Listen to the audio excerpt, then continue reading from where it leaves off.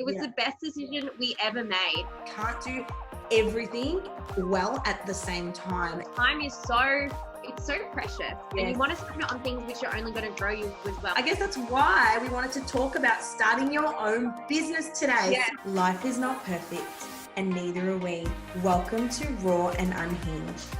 Lara and Steph will be bringing you real and insightful chats on health, psychology, fitness, and nutrition.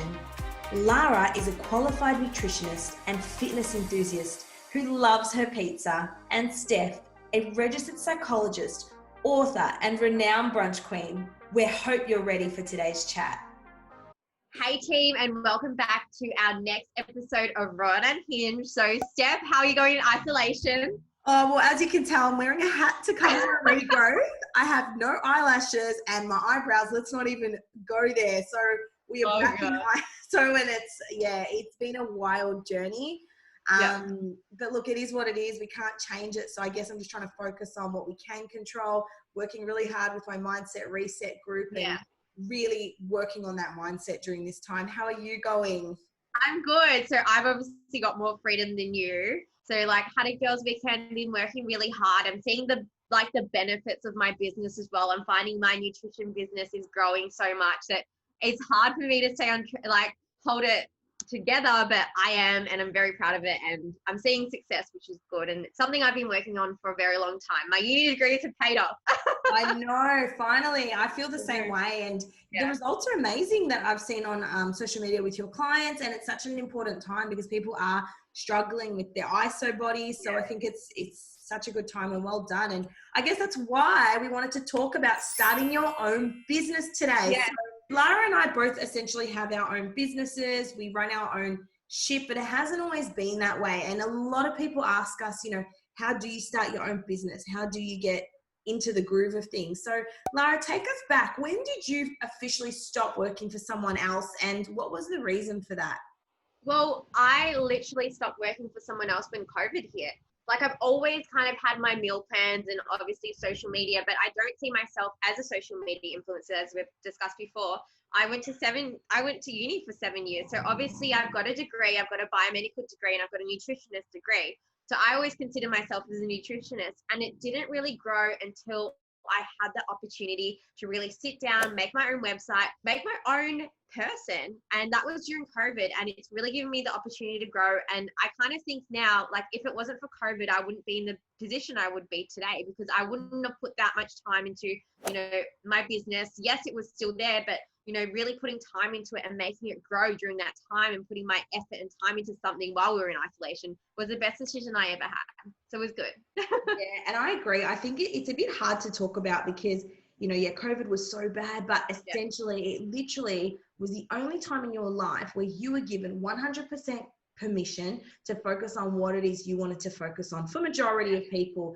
And in that time, you could have gone into survival mode, which a lot of us did, but also go into, okay, how can I thrive from this? What can I focus on? And I remember saying to you, Lara, you need a website. If social media on our walks, I remember those. What are you going to do? Every morning, you're like, all right, what are you doing? What's happening with your website? Have you done this? Have you done that? I'm like, oh my God. I was like, this is what I need though. Because it was there, but it's not at the growth where it is now, which is, it's something I'm proud of as well.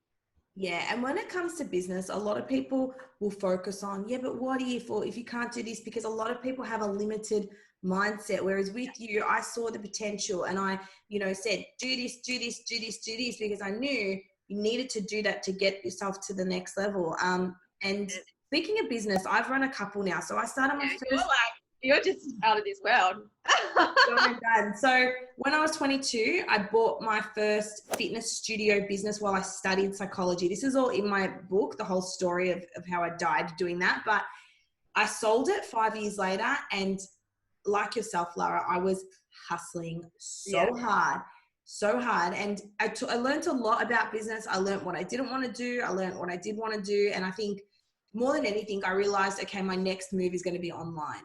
I don't want a bricks and mortar business anymore. I want an online. That's where the world is going. Anyone can make money doing anything now.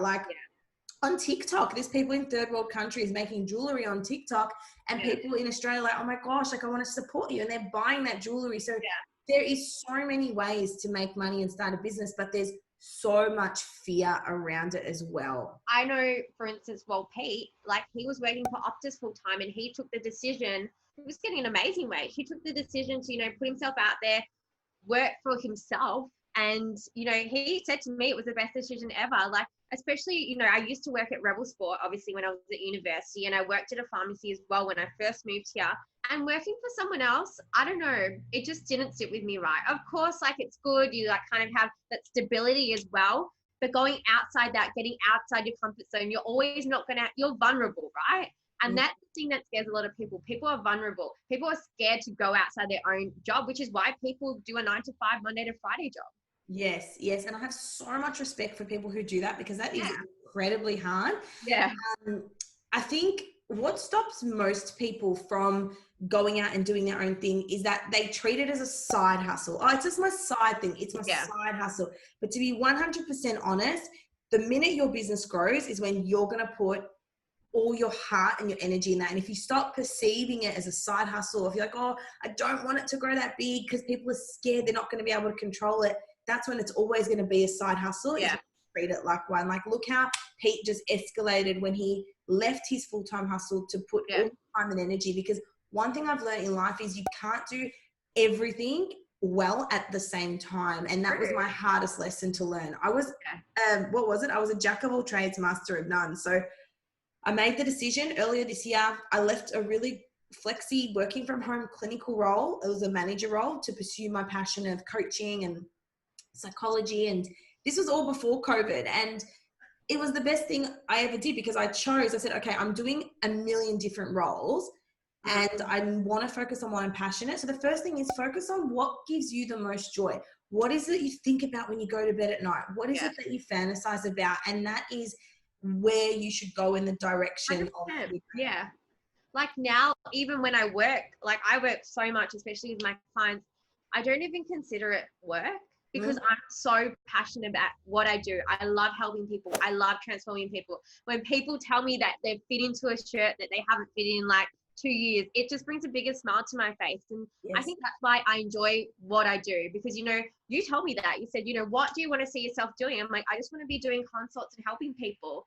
And just going outside my comfort zone, putting myself out there and working for myself and having my own business, I think it was the best decision I ever made. And it actually has made me a lot happier person as well because I'm so flexible. Like I can still go to the gym, I can still go out for dinners, I can still manage all these things whilst having amazing clients and a successful business. It's so important. And I think what holds everyone back, or not everyone, but majority of people, what holds them back is this limited mindset because it was so funny. When I told people I was giving up my secure salary job, they're like, yeah, but it's okay. You don't have a mortgage. I'm like, actually, I do have a mortgage. I have a house. I'm paying a mortgage. But it's so funny because something like that would not stop me. I don't let societal rules stop me from what I want to do and where I want to be. So, for example, the other thing is valuing your worth. People do not see how much value they can bring, and that knowledge and power and value is the start of a business. Like you might be an expert you might really know a lot about hats and you can start a hat business if that's what you want, right? And knowing your worth. So like in the psychology industry, there's obviously certain like prices they recommend you charge and all that. And my coach was like, Steph, he's like, you've done like 8 years of uni. How much HEX debt do you have? He goes, honestly, you're charging that much per hour and you're working for that much. So obviously when you work for someone, you don't really take the price. And I was like, oh my goodness, you're right. And so I stretched my money mindset and I changed the way I worked and I started doing more work on my own and charging what I believed I was worth, and people had no problem paying it. So knowing your worth. And you 100%, even you told me that 2 weeks ago when I told you, I'm like, I'm so busy. You're like, up your prices. You're like, Lara, you do all these things and, you have to think what your time is per hour. Like, what would you want to be paid? I was like, okay, like this. And ever since that, like people are still, it's still successful. And I think you really need to, when you hit that kind of groove and when everything keeps on going, you do need to look at it and think, okay, well, how can I make more money for doing the exact same thing I'm doing? Upping prices or getting people on board, things like that. And it's amazing. One thing I wanted to ask you as well is how did you, when you first started your business and everything like that, how did you first market it? Through your social? Yeah, good question. So let's talk about it. So when I had my first business, that's when Facebook was just a thing, and but social media wasn't a thing back then. Now, how do I market? Honestly, through social media and Instagram. I do need to take that to the next level and start doing Facebook ads and all that, but I'm going to get someone to do that for me, because that's the second thing is delegate tasks. I'm the you've always been that delegator. Like, I got a VA and that has changed my life. I even delegate her to pay herself because I'm like too busy. But the problem is people get fixated on working in the business and not on the business. So when I had the dance studio, I thought if I teach all the fitness classes, then I can save money on wages. But that was time I wasn't investing back into the business. So realizing that you can A, delegate tasks to people, and B, that gives you more time to focus on growing your brand, growing your marketing. Because when you're not in the business, you can work on the business. 100%.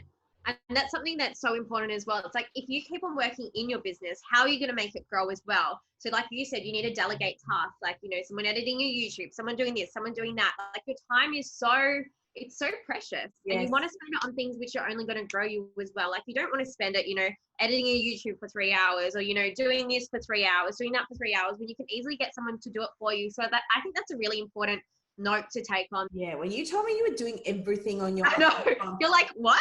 YouTube editing to posting to I was like, where do you find the time? How is that where your time is best spent? How much money are you making editing a YouTube video versus doing a consult, you know? And that's where you've got to weigh up. Yeah. Am I saving time or am I saving money? Like, what's the greater gain here? So I think just starting, so many people agonize over thinking about it. They get what's it called? Paralysis by analysis. Oh, should I do this? Should I do that? They run up business plans. They talk to a million different people who emphasize the risk. Honestly, what is the worst thing that can happen? All my businesses, I just started on a whim. I was 22. I had no business experience. I'm like, who cares? I'll do it. If I fail and lose everything, then at least I die trying, you know. I want to get to the end of my life and be at my funeral, but I won't be at my funeral because I'll be dead. But I don't want to think, I wish I did that, or I wish I tried that, or I gave that a go. I want to be like, well, I tried it and it didn't work out. What's the worst that could happen? And I would hate living my life saying, oh, I wish I tried this, I wish I tried that. Whereas it's just so important to put yourself out there. One thing that I definitely did as well is, you know, I sat down and wrote down the pros, wrote down the cons of what having my own business and stepping outside, you know, not working for someone else. I wrote down what I could see happening and what negatives there were, like, you know, no sustainable income, you know, everything like that. And I weighed it up and, you know, I took the decision, I took that leap, and it was, you know, like we both said at the start of it, it was the best decision we ever made. And for anyone who wants to start a business, my best advice is to just go for it. You know, write down the pros, write down the cons. Don't be scared. Have faith in yourself, you know. You're never going to get anywhere if you're in this little box and you don't want to move out. So I reckon just go for it and push yourself. And the final thing to note is provide value. Too many people are focused on getting more clients, getting more followers, getting, you know, more social media exposure. Stop focusing on what you're going to gain and start focusing on how you can serve 100%. Others. Honestly, this is why I do a free masterclass. This is why you post your clients on your page. You have to step out free content, you know. And it's so important as well to let people know who you are. Show people who you are. Show people what you're passionate about as well. You know, my Instagram's changed. I'll admit that. You know, I'm more posting about my nutrition, about my clients, about my amazing client transformations. And people see that. And it just draws people in as well because, number one, they see you're passionate about someone. Same with you. You post all about psychology. You know, you talk about your challenges and give free seminars too, which is amazing because then that draws people in. That makes people interested in what you have to say. And I think that's really important. Give free content, especially to someone starting a business. Give free content, you know, even if it's doing something online, like exercise programs, give free workouts, like things like that. Let people buy into you. Exactly. Step outside yourself. Stop thinking about yourself and think about how can I serve others? How can I bring value? And let me tell you, people will want to invest in you. I don't post to get likes. I post because A, I enjoy it. B, I like to give good value. And if it doesn't vibe with anyone, it doesn't matter. Likes don't convert to dollar signs. So get over the likes, get over trying to get, you know, what's the word, like gratification from social media likes and all that. Focus on how you can provide value to others, and that is how you build a successful brand and business. And that's how you build a relationship with people as well. Exactly. So we hope you've enjoyed this one. Don't forget to like and subscribe, and let us know if you've got any comments below or any requested episodes. And we shall see you very soon. Enjoy ISO. Bye. Yeah, I can't.